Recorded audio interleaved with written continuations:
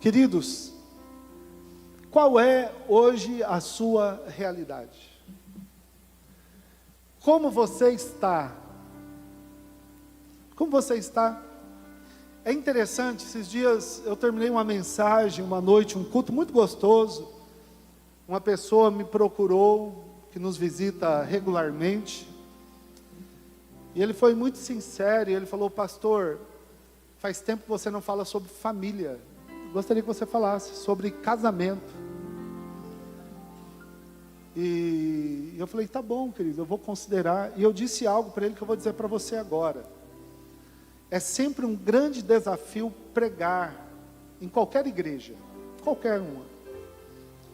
Por quê? Porque aqui cada indivíduo tem uma realidade. Como assim, pastor? Pode ser que nessa manhã tenha entrado alguém triste aqui, é a realidade dele.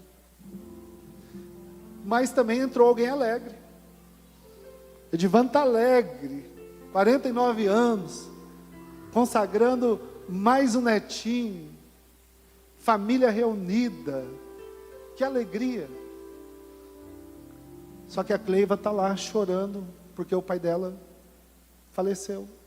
É a realidade dela, que é diferente da realidade dele. Pode ser que tenha um casal que entrou aqui dizendo: olha, última chance é hoje. Essa é a realidade. Mas pode ser que tenha entrado um casal dizendo: ó, nós vamos casar. Tem um querendo separar, o outro querendo casar. Talvez tenha alguém aqui: puxa, eu consegui comprar a minha casa. E tem alguém que talvez a casa esteja indo para leilão. Cada um tem a sua realidade. Tem alguém desfrutando de saúde. Tem gente lutando para ter saúde. Tem gente talvez lutando contra a depressão, contra a solidão, contra o pânico. E tem gente esbanjando vida, alegria, sonho. Lê o livro, né? O poder da ação. Ninguém me segura mais. Cada um tem a sua realidade. Talvez alguém dizendo: ai meu Deus, não vou dar conta da faculdade. Será que eu escolhi o curso certo? Tomei a decisão certa? Será que eu vou chegar até o final? E tem gente que já está terminando. Tem gente que terminou, né? Começou a trabalhar, aleluia. É a realidade. É a realidade. Qual é a sua realidade?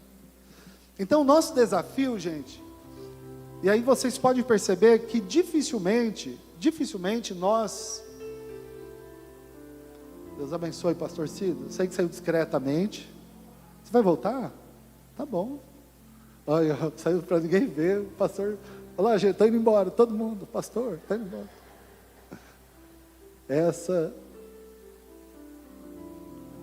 Cada um tem a sua realidade. E eu estava dizendo que pode perceber que dificilmente a gente corrige os irmãos no púlpito. Nós não usamos o púlpito para doutrinar. Por quê, pastor? Por causa da sua realidade. Não me esqueça, irmãos, de um culto, não faz muito tempo, alguém me apresentou, e essa igreja recebe muitos militares, eu louvo a Deus por isso, recebe muitos universitários, eu louvo a Deus por isso, recebe muitas famílias, e eu louvo a Deus por isso, e de todos os cantos dessa cidade, e eu louvo a Deus por isso. Mas entrou, se não me falha a memória, um tenente, um menino novo,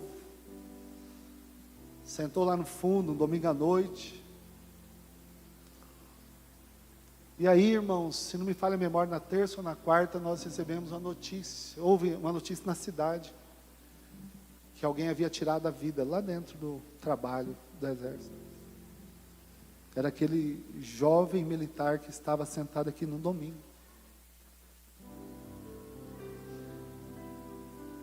Então, irmãos, eu não sei qual é a realidade da pessoa que entrou aqui, de repente recebeu um diagnóstico. Então eu não posso ficar: oh, irmãos, porque vocês estão faltando, não estão dando dízimo, porque tem gente bebendo cerveja, colocando no Facebook, tem gente indo em boate, tem gente... Irmãos, para isso, a gente usa o discipulado, a célula, um outro momento, às vezes um culto de ceia, mais família.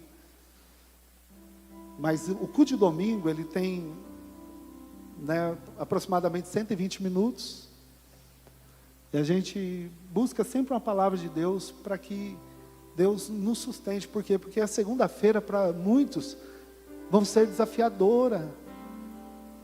Talvez a pessoa saia daqui e tenha que enfrentar, irmãos, um dos maiores desafios da sua vida na segunda, na terça. E ela vem buscar forças aqui, para não acontecer o que aconteceu, no caso que eu contei agora. Então, diante dessa multirealidades, eu não sei qual é a sua, mas Deus sabe, o Espírito Santo de Deus sabe. E aí nós oramos, falando: Deus, dá-nos uma palavra que vai de encontro ao coração dessa pessoa, e que de alguma maneira ela saia daqui fortalecida, ela saia daqui animada, ela saia daqui cheia de esperança, cheia de vida, cheia de força, que ela não desista, que ela não retroceda, que ela não volte para trás, mas que ela continue avançando e confiando no Senhor. E nós confiamos que o Espírito Santo vai trabalhando em cada vida, vai deixando as pessoas melhores, vai deixando o maridão melhor, a esposa melhor, o filho melhor. E é claro, tem os cursos, tem as células, tem os lugares que Deus nos usa para forjar o caráter de cada um. Mas esta reunião geralmente é para que você saia daqui melhor, fortalecido. Irmãos, eu ando assustado com o número de pessoas que vêm, e geralmente vêm de outros ministérios e dizem assim: pastor, eu vim aqui porque eu saí ferido de onde eu estava. E aí eu oro no meu coração e falo: Senhor, não nos deixe ser um ministério que fere. Nós não podemos, irmãos, não podemos. Nós somos chamados para curar, para deixar a vida das pessoas melhor. Esse é o objetivo do Evangelho, essa é a chave do Evangelho, esse é o coração do Evangelho. Deixar as pessoas melhores, e Deus respeita cada individualidade, cada realidade. Só que Deus nos ama, irmãos. Só que Ele nos ama tanto que Ele quer melhorar a nossa vida, Ele quer nos ajudar, Ele quer nos ajudar a avançar, a vencer, a melhorar, a ser liberto, ser restaurado, ser curado. E nós estamos na leitura de Marcos, termina essa semana, Marcos capítulo 16, depois nós vamos ler Esdras, 10 capítulos. E depois mais 5 capítulos, nós terminamos o mês, mais 4 capítulos. Tá, mas... E o pastor André, semana passada, no dia 6... Semana passada foi dia 6? Dia 5, né? Isso mesmo. No dia 5, ele leu o capítulo 6. E hoje, no dia 12, eu vou ler o capítulo 5. Não tem nada a ver essa matemática, né? Nada a ver. Capítulo 5, eu gostaria de lê-lo por inteiro. Conta 3 histórias. 4 histórias. Que fala da realidade de cada pessoa. De um homem, de um pai, de uma mulher e de uma criança. Eu vou... Marcos 5, a partir do capítulo do verso número 1. Capítulo 5. Pastor, qual que é esse desafio? Nosso desafio, irmãos, é ler um capítulo por dia. Teve dia que eu pulei, irmãos, que eu perdi a leitura e no outro dia eu repus. Então, o que eu quero dizer para você? Comece hoje. Obrigado, Cristiano. Estava pensando nisso. Está vendo, irmão? Eu pensei, ele foi e fez. Eu sei que tem um lencinho por aqui. Olha a realidade deste homem, irmãos. Meu desafio é ler sem parar, ler sem interromper. Mas eu tenho alguns minutos para fazer isso. Vamos viajar comigo na realidade de um homem endemoniado. É feio, né? Horrível. Um homem endemoniado. Que história horrível, feia. Mas começa feio e termina legal. Termina legal, irmãos. Eu amo esse texto. Porque talvez eu de alguma maneira eu me identifique com esse homem. Eles atravessaram o mar, enfrentaram uma grande tempestade. Essa foi a realidade dos discípulos. E eles foram para a região de Gadara, que fica em Decápolis, do outro lado do mar da Galileia. E um dos lugares que eu fiz questão de perguntar para o guia, quando nós estávamos de frente para o mar da Galileia, eu falei, onde é Decápolis? Onde fica Gadara? E ele falou, olha, amanhã nós vamos passar lá perto, eu te mostro, mas naquela região, atravessar o mar, literalmente, quando se está em Tiberíades, perto de Cafarnaum, André, você vai ver, do outro lado, você vai ver, porque nós vamos em agosto para Israel, irmãos, amém? Vai ser bem legal. Se você quiser, o ano que vem, a gente pode ir junto, vai o pastor André e o Roger, né? Amém? Fala amém, ou tem medo de avião? Vamos embora, vai, vamos lá. Eles atravessaram o mar, foram para a região dos Gadarenos, tá? Gadara e Gedara é o mesmo lugar. Quando Jesus desembarcou, um homem, olha a realidade deste homem, um homem com um espírito imundo veio dos sepulcros ao seu encontro. Esse homem morava no cemitério, irmãos, veio ao seu encontro. Esse homem vivia nos sepulcros e ninguém conseguia prendê-lo, nem mesmo concorrentes. Olha a realidade deste homem, pois muitas vezes lhe haviam sido acorrentados, pés e mãos, mas ele arrebentava as correntes e quebrava os ferros dos seus pés. Ninguém era suficientemente forte para dominá-lo. Olha a realidade deste homem. Olha como ele andava, irmãos. Verso número 5.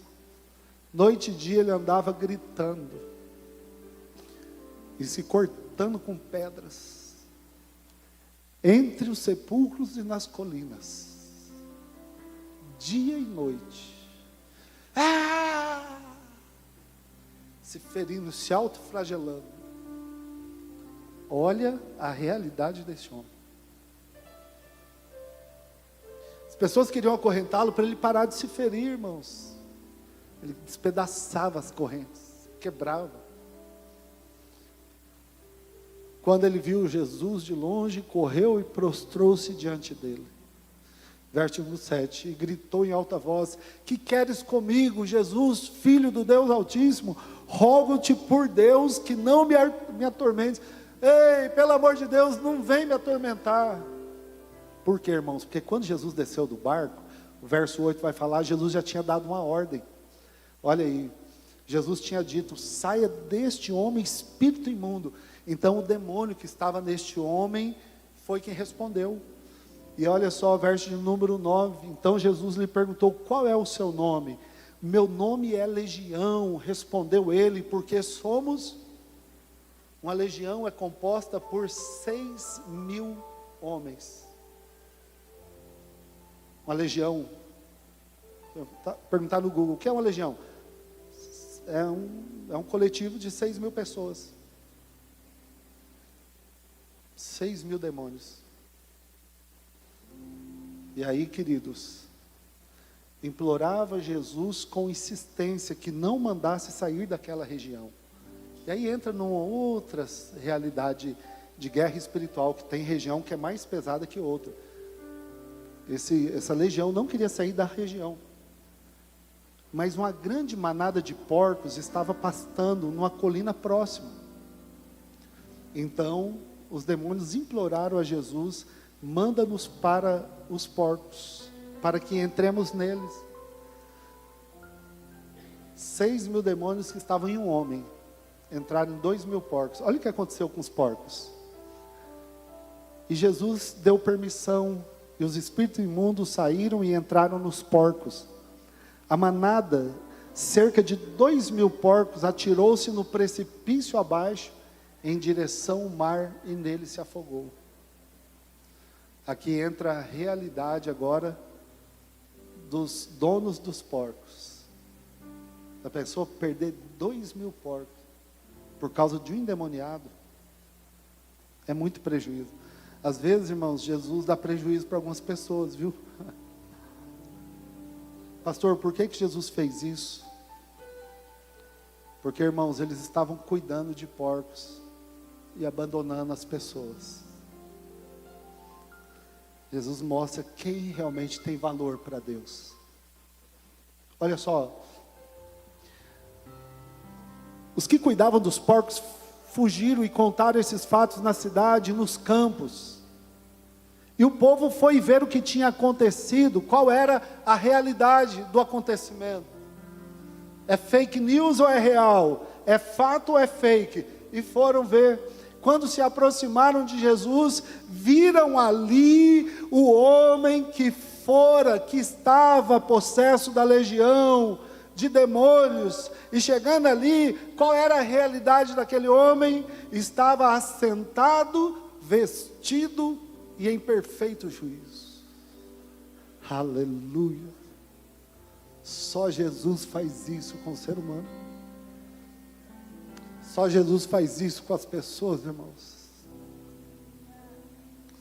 Só Jesus muda a realidade. Coloca tudo em ordem. Vocês lembram como era o estado do homem, a realidade dele? Gritando, se ferindo, morava no cemitério. Quando as pessoas vêm, cadê o endemoniado? Com medo dele. Está ali, sentado. Colocaram uma roupa nele. Ele estava conversando, irmãos. Ele voltou a ser gente. Não era mais um monstro. Não era mais uma figura assustadora. Essa agora era a sua realidade. E o pessoal, irmãos, se assustou tanto que ficaram com medo. E aí agora eu vou acelerar um pouco a leitura. Os que estavam presentes contaram ao povo o que acontecera ao endemoniado e falaram também sobre os porcos. E aí então o pessoal falou que Jesus veio aqui para dar prejuízo. Então o povo começou a suplicar que Jesus saísse ali, né, da terra deles. Mas quando Jesus estava... Volta o 18, por favor. Quando Jesus estava entrando no barco, o homem que estava endemoniado, que nós não sabemos o nome dele, falou: Jesus, por favor, deixa eu ir com você. Aí Jesus falou: não, você tem uma grande obra aqui nessa região. Verso número 19, Jesus não deixou, falou: não permitiu, vá para casa, você tem família, vai para a sua família. Irmãos, uma das coisas que Jesus faz quando restaura a realidade, muda a realidade de uma pessoa, é mandar ela ir restaurar a família. Você tem casa, você tem família. Chega de viver no cemitério, chega de viver nesse mundo, chega de viver nessa vida. Vai para casa, vai para a família, vai cuidar do bem mais precioso que você tem. E aí, queridos, e Jesus diz: conta como Deus foi bom e teve misericórdia de você. Primeira realidade, verso de número 20. Aquele homem então fica na cidade dele e virou uma testemunha viva. E as pessoas se admiravam. A Andressa não está aqui, mas eu conheci Gabi e Ana Bia, o tio dela, do estado de Goiás, de uma cidade.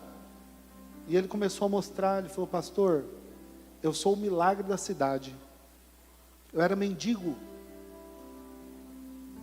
Eu vivia na rua, na sarjeta. Eu era um andarilho, por causa do álcool. E aí, pastor Cido, um pastor numa casa de recuperação, por isso que eu digo que esse ministério talvez seja um dos mais nobres que existe. Resgatou ele da rua e levou para a casa de recuperação. Esse camarada hoje é um empresário na cidade, tem uma tornearia, é casado, 2 filhos. Falou: pastor, Deus mudou a minha história. Ele fez um culto de gratidão para contar o testemunho dele. Ele fechou a rua, ele me mostrou a foto, deu 800 pessoas. Tio da Andressa, me fugiu o nome dele. Ferrinho, você estava lá, Ferrinho. Você ouviu isso aí comigo, né, Fábio? Olha só, irmãos, o que Jesus faz na vida da gente. Ficaram admirados. Verso número 21. Jesus volta então para outra margem do mar. Uma grande multidão se reuniu ao redor dele, enquanto ele ainda estava no mar. Pode passar. Segunda realidade. Então chegou um dos dirigentes da sinagoga, chamado Jairo. Jairo. O pai Jairo. E ele era um líder espiritual ali, da região. Ele chega, ele se joga aos pés de Jesus. Porque a sua filhinha estava muito doente. A realidade de um pai clamando pela filha. Essa era a realidade dele.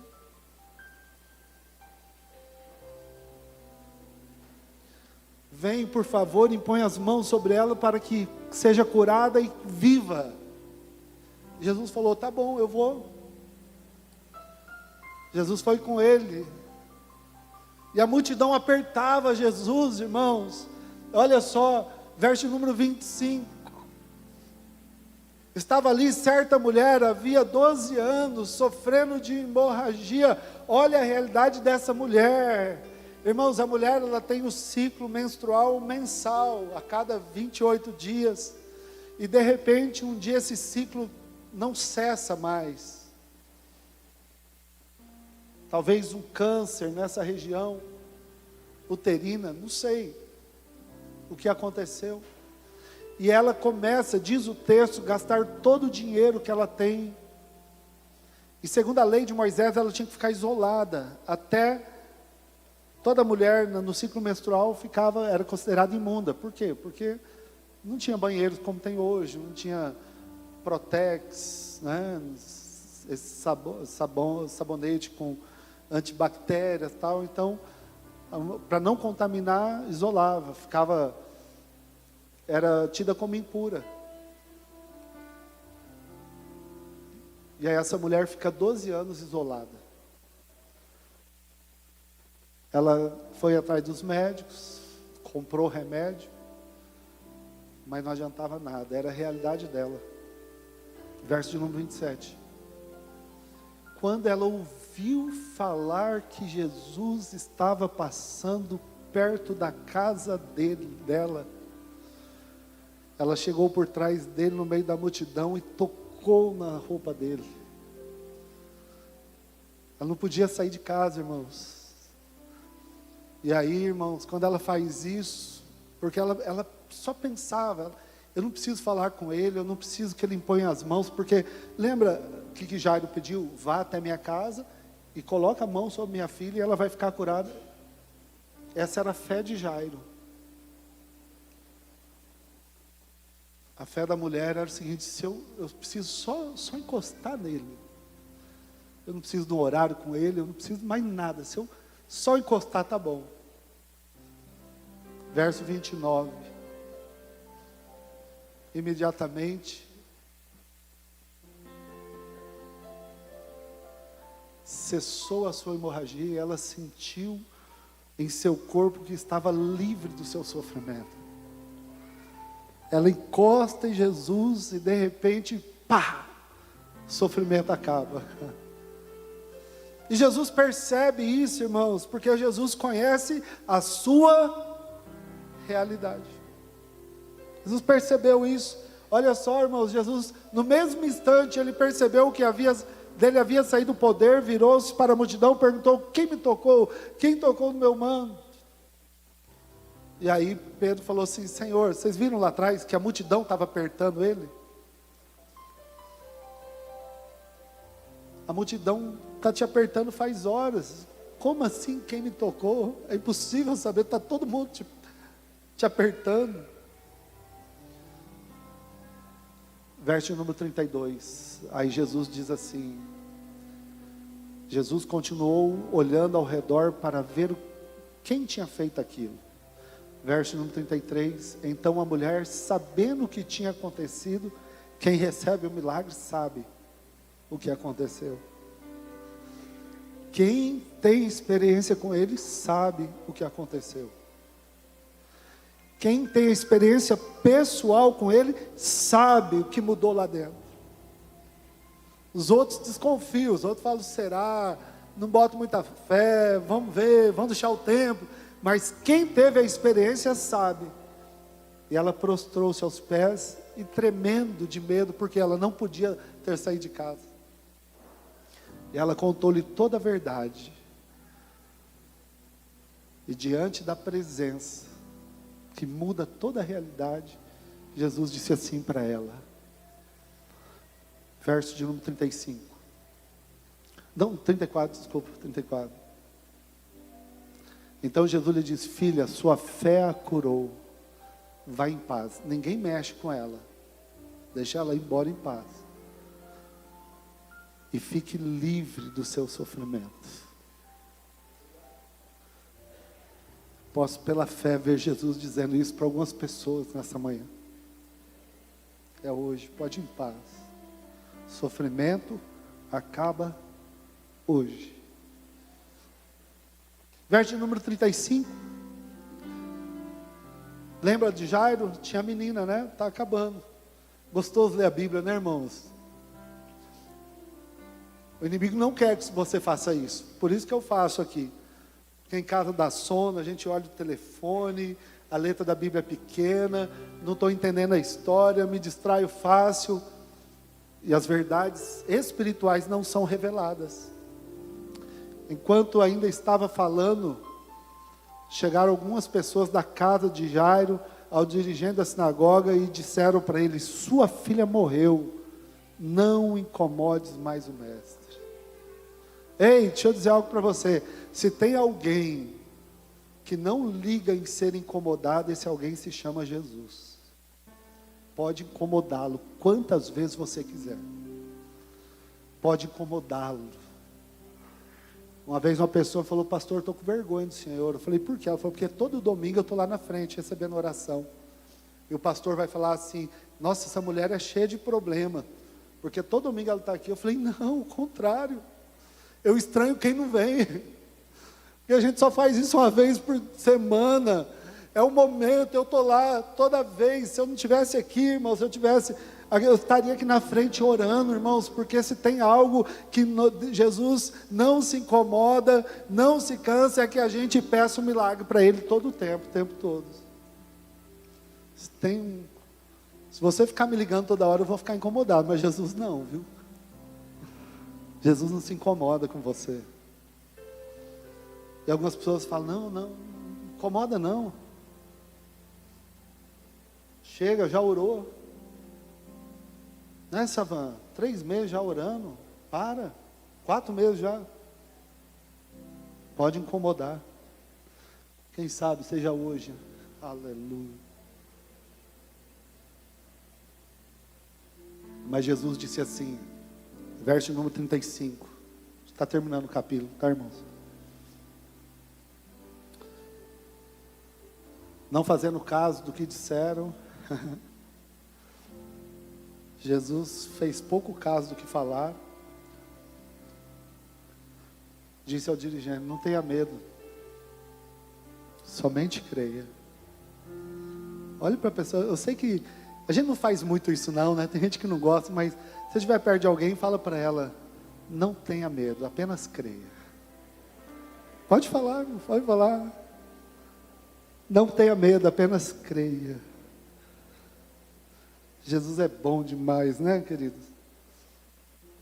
Jairo, apenas creia. E aí, queridos, verso de número 37, e não deixou que ninguém segui-lo, senão Pedro, Tiago e João. e o irmão de Tiago. Verso número 38. E aí, chegando à casa de Jairo, Jesus viu o alvoroço, muita gente chorando, se lamentando em alta voz. 39. Então Jesus entrou e disse: por que vocês estão chorando? Porque esse clima de velório, a criança não está morta, mas dorme. Verso número 40. Então começaram a rir de Jesus, porém ele ordenou que todos saíssem, tomou o pai, a mãe da criança, os discípulos que estavam com ele, e entrou na casa, entrou onde a criança estava. E aí Jesus toma a criança pela mão. Qual era a realidade da criança? Estava morta. E Jesus diz: Talita cumi. Menina, eu ordeno a você, levante-se. E verso número 42 diz assim: e imediatamente, aquela criança que tinha apenas 12 anos, levantou-se, começou a andar, e todos ficaram maravilhados. Essa é a minha realidade. Irmãos, qual é a sua realidade? Não importa qual a sua realidade, Jesus, ele é a verdade que muda a realidade. Jesus é a pessoa que muda a realidade. Jesus é a presença que muda a realidade. Jesus é a verdade que muda a realidade. Jesus é a pessoa que muda a realidade.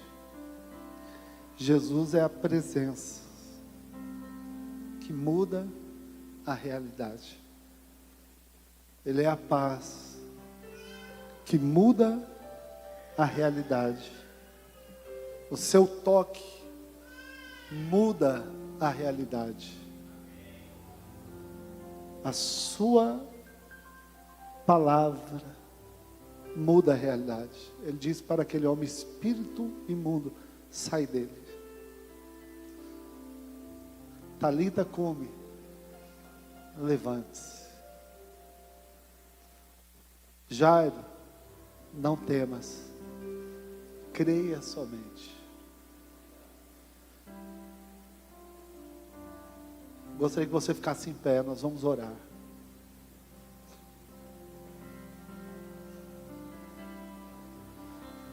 Se o pessoal do louvor puder vir aqui, nós vamos continuar nessa estrofe. Ele é a realidade que muda a sua realidade. Ele é a presença. A presença de Jesus muda a realidade do lugar. Riram dele, mas ele estava, Emily, presente. Acabou. Eu vejo Jesus dizendo para essa geração de meninas: levante-se. Levante-se no meio dessa geração. Levante-se, sejam diferentes, tenham vida. No meio dessa geração morta, vazia, sem referência. Eu vejo Jesus dizendo para os pais que estão aqui: medo de que os filhos, onde estão, como estão, com quem estão, não temas, creia somente. Eu vejo nessa manhã Jesus dizendo para aqueles que se sentem presos por alguma cadeia: seja livre. Eu sempre oro e falo nas minhas orações: Senhor, me coloca sentado, vestido e em perfeito juízo. Perfeito juízo, irmãos. Não falar nada errado, não tomar uma decisão errada, não ter uma ação errada, porque às vezes uma palavra errada, na hora errada, arrebenta com tudo. É assim no trânsito, é assim no casamento, é assim no trabalho, é assim na igreja, é assim no ministério, é assim em todos os lugares. Uma palavra errada, fora de hora, acaba com tudo. Mas Jesus, Ele nos coloca sentado, vestido, perfeito juízo. Ele é a nossa realidade, amém? Ele é a pessoa de Jesus, presença de Jesus. E a verdade que sai da boca dele muda toda a realidade. Amém? Vai mudar. É só você crer. Coloca a mão no seu coração. E repita comigo, diga assim: Pai, nessa manhã, o Senhor me conhece. E o Senhor sabe de tudo que eu preciso. O Senhor conhece melhor que ninguém a minha realidade física, emocional, espiritual, sentimental, familiar, financeira, profissional, ministerial. O Senhor conhece a minha realidade. Mas eu quero viver a tua realidade. Eu quero viver no centro da tua vontade. Eu quero o que é melhor para a minha vida. Por isso, eu dou autoridade ao Espírito Santo, para que o Senhor faça a obra que precisa ser feita. Para que o Senhor me cure, me restaure, me liberte. O Senhor sabe o que eu preciso. O que eu quero nessa manhã é sair daqui e me encontrar assentado, vestido, em perfeito juízo, sem nenhuma hemorragia. Eu não quero nada que tire, que mine as minhas forças, os meus sonhos, os meus projetos, tudo aquilo que me isola da vida, das oportunidades, dos melhores momentos. Eu não quero. Eu quero tocá-lo nessa manhã. Quero ser curado nessa manhã. Quero ser restaurado. E Senhor, eu quero ouvir a tua voz dizendo: não temas, creia somente. Eu quero ouvir a tua voz dizendo: levante-se, volte para a vida, volte a vencer, volte a viver, volte a avançar, volte a desfrutar dos melhores dias da sua vida. Eu recebo essa palavra. Eu quero viver a tua realidade, em nome do Senhor Jesus. Assim eu oro, te agradeço e te glorifico. Muito obrigado por esta palavra, por este culto, por este domingo. Abençoa esse dia. Dá-nos um dia abençoado, uma semana de vitórias, cheia de paz, de livramento, de cuidado e proteção. Que o grande amor do Senhor, meu Deus e meu Pai, continue sobre a minha vida.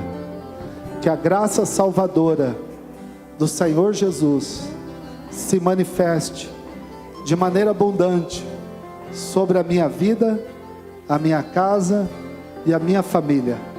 E que a ajuda do teu Espírito Santo me fortaleça todos os dias. Assim eu oro, te agradeço e te glorifico, e aplauda o Senhor, em nome do Senhor Jesus.